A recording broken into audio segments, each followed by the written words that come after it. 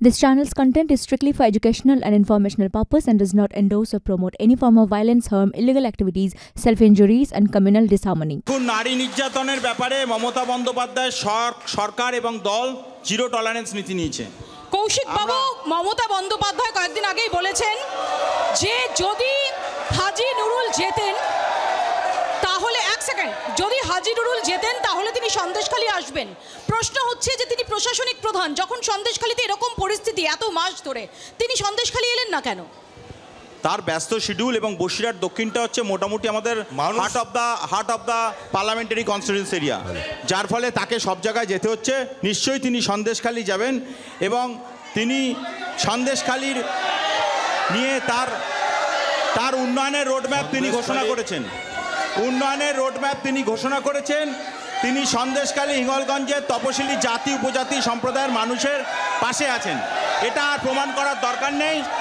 আর কিন্তু সন্দেশখালীতে দিনের পর দিন বছরের পর বছর যে ঘটনা ঘটে এসেছে, আমরা যদি ধরেও নিই যে ভিডিওর পোর্শন আমরা বাদ দিলাম, যদি আমরা ধরেও নিই যে অভিযোগ করা হয়েছে সেই অভিযোগগুলো খতিয়ে দেখার প্রয়োজন রয়েছে, কিন্তু এত মানুষ যারা পথে বেরিয়েছেন, মহিলারা পথে বেরিয়ে তারা এতদিন পরে মুখ খুলছেন, সবটা মিথ্যে না, আমি অস্বীকার করছি না। অনভিপ্রেত কিছু ঘটনা ঘটেছে, কিন্তু 1% দুধ আর 99% জিরো টলারেন্স নীতি নিয়ে আপনার দল কি করছিল? দল শাহজাহান উত্তম শিবুকে সাসপেন্ড করেছে, তারা জেল খাটছে, তাদের রাজ্য সরকারই গ্রেফতার করেছে।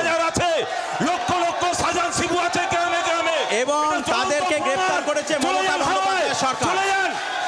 কেন আজকের শাহজাহান শিবু তৈরি হলো কেন? এই বাংলায় দিদিমণির ক্ষমতায় আছে, কি বলে ক্ষমতায় এসেছিল? সন্দেশখালী সত্য প্রকাশিত হওয়ার পর বাংলার রাজনীতিতে রিভার্সিং শুরু হয়ে গেছে। বাংলার রাজনীতিতে বিজেপির বিপক্ষে জনমত গড়ে উঠেছে। দিল্লিতে কেজরিওয়াল বুমেরাং অধিকার আজকের দাদা দেখাতে পারবে। আমার মা বসিরহাট হসপিটালে যে চিকিৎসা পায় না, শুধু বিল্ডিংটা। বাংলায় সংখ্যালঘু সম্প্রদায় মানুষ বোকা নয়। আইএসএফ তৃণমূলের নষ্ট করবে না, বিজেপিকে হারাতে তৃণমূল কংগ্রেসকেই ভোট দেবে। তৃণমূল কংগ্রেসকেই ভোট দেবে। বাম রাম খাম বিগ জিরো, বাম তৃণমূল কংগ্রেসের প্রতিনিধিকে আমি বলতে চাই, বাম এক এক করে রাম খাম বিগ জিরো, হাজী নুরুলি হবেন হিরো। তৃণমূল কংগ্রেসের প্রতিনিধিকে আমি বলতে চাই, তৃণমূলের প্রতিনিধির মুখে নারী সম্মান মানায় না। কারণ হচ্ছে ধূপগুড়িতে আমরা দেখেছি কিভাবে আদিবাসী মহিলাকে ধর্ষণ করা হয়েছে, ভারতবর্ষের মানুষ বিভূষণের ঘটনা জানে, মণিপুরের ঘটনা জানে। বিজেপির মুখে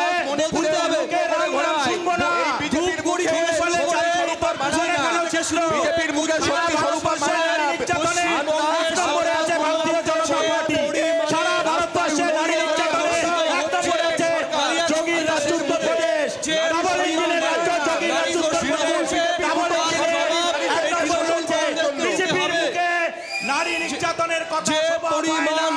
যে নারীদের সম্মান আর সমগ্র পশ্চিমবঙ্গে ভুলুণ্ঠিত।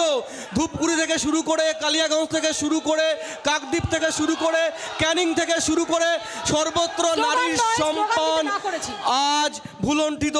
আমি বলতে চাই, বলে দিয়েছি স্লোগান হবে না, কোনো পার্টির স্লোগান পাল্টা স্লোগান হবে না। প্রসঙ্গত তৃণমূলের যে প্রতিনিধি আছেন তাকে বলছি, তৃণমূলের মুখে এই মুহূর্তে নারী সম্মানটা মানায় না। তার কারণ হচ্ছে সুদূর কোচবিহার, কালিয়াগঞ্জ, ধূপগুড়ি আর জ্বলছে শুধুমাত্র এই দলিত মহিলাদের থেকে শুরু করে পশ্চিমবঙ্গের জাতি ধর্ম নির্বিশেষে যে কোনো মহিলাকে এরা যেভাবে ভুলুণ্ঠিত করেছে। দ্বিতীয় হচ্ছে পশ্চিমবঙ্গের নিরিখে বসিরহাট লোকসভা নির্বাচন।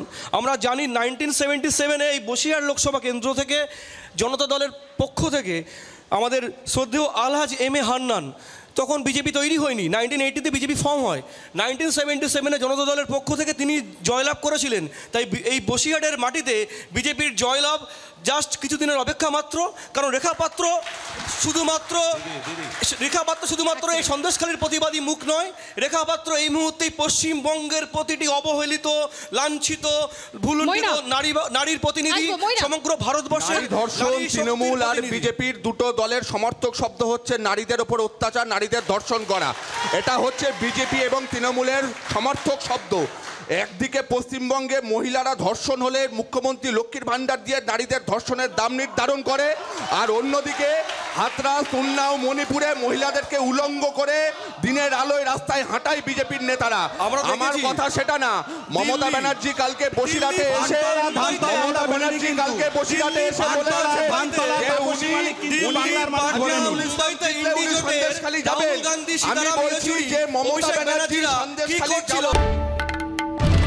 বাংলার আওয়াজ, বাঙালির আবেগ, জি 24 ঘন্টা।